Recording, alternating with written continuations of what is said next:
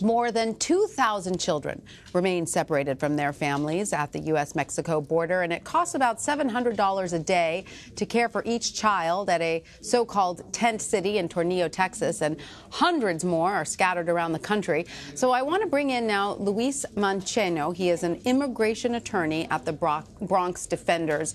Luis, thank you so much for joining us here this evening. Thank you, Tanya. Did this policy of separating children from their parents at the border begin with the enforcement of zero tolerance, or was it happening before that? I think the first thing to say is for the American public to actually know, like what we're living right now. We have about more than 2,000 children who have been separated from their parents.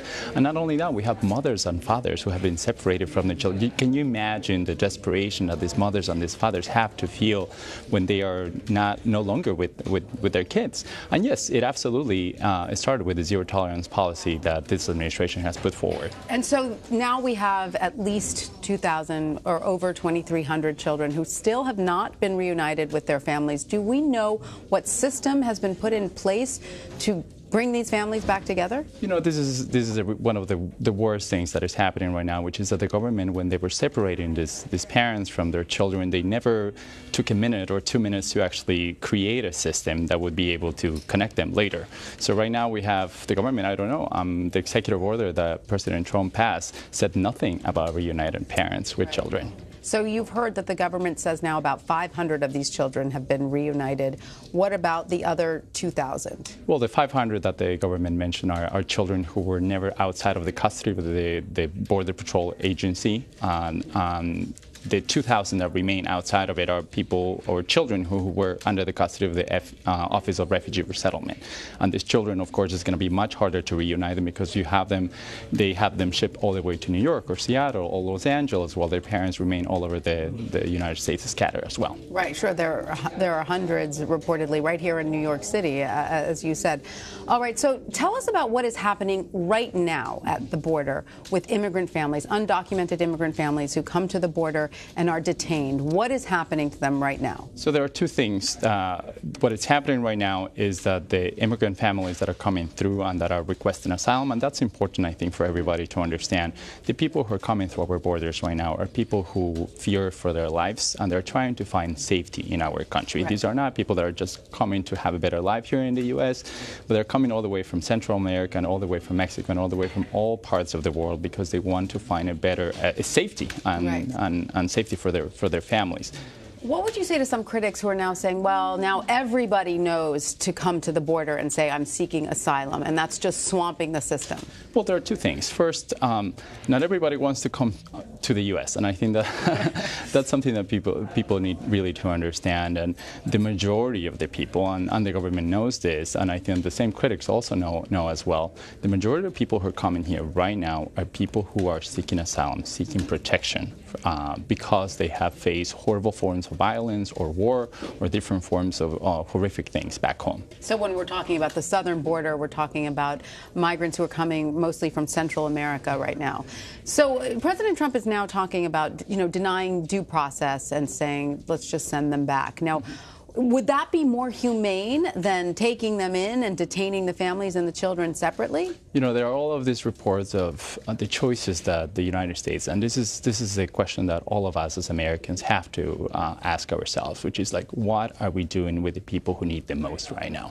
Are we actually jailing them, or are we actually giving them the protection that not only we should give them as a country of compassion, but we also should give them as a country of laws? Because we actually want to follow the laws. It's our international duty to protect every single people that seeks asylum in our country. I have a question, though.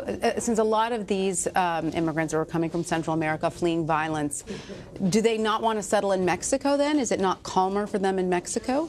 Well, calmer is one way of putting it, but the problem is that Mexico doesn't have the infrastructure, doesn't have the system, and it's not processing people's claims. So Mexico won't let them in either. Mexico is... Mexico right now just simply doesn't have the resources as well to actually be able to protect the lives of many of the citizens. And not only that, but also Mexico suffers from the same type of problems that, the other countries in Central America suffer, which is a lot of violence, a lot of criminal activity, and because of those reasons, people in Mexico themselves are also fleeing to the United States.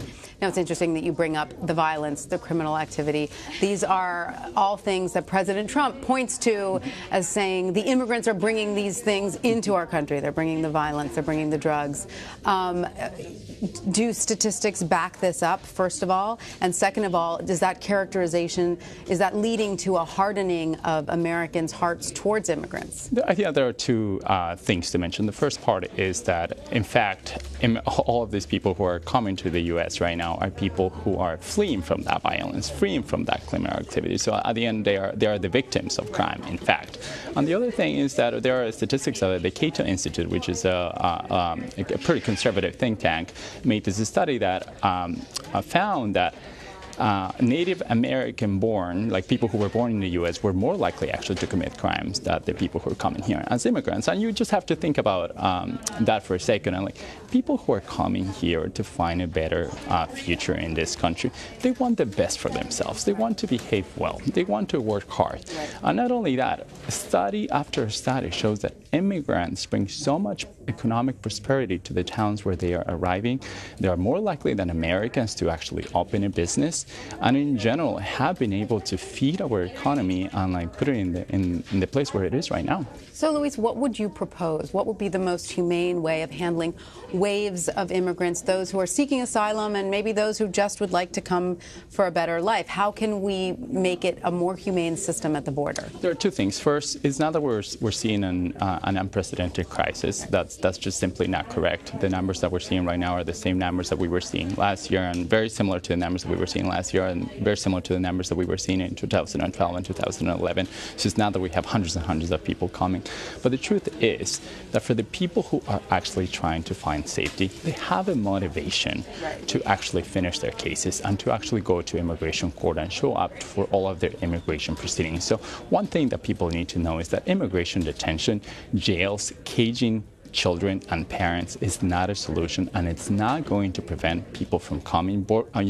Building a border wall is not going to prevent people from coming, because at the end, what these people have to choose between is between death and one of the circumstances that we're putting them through. So the real question that we put to Americans right now is it fair for us to be able to make people and these parents and these children fleeing from horrible forms of violence to actually have to choose between death and jail? I want to ask you really quickly, it's slightly off topic, but do you think that a lot of the media characterization, Hollywood characterization of immigrants, specifically Latino immigrants, has led to an image of them being criminals? I mean, there is a study that came out in Define American, which showed that half of Latino immigrant characters on TV are portrayed as criminals.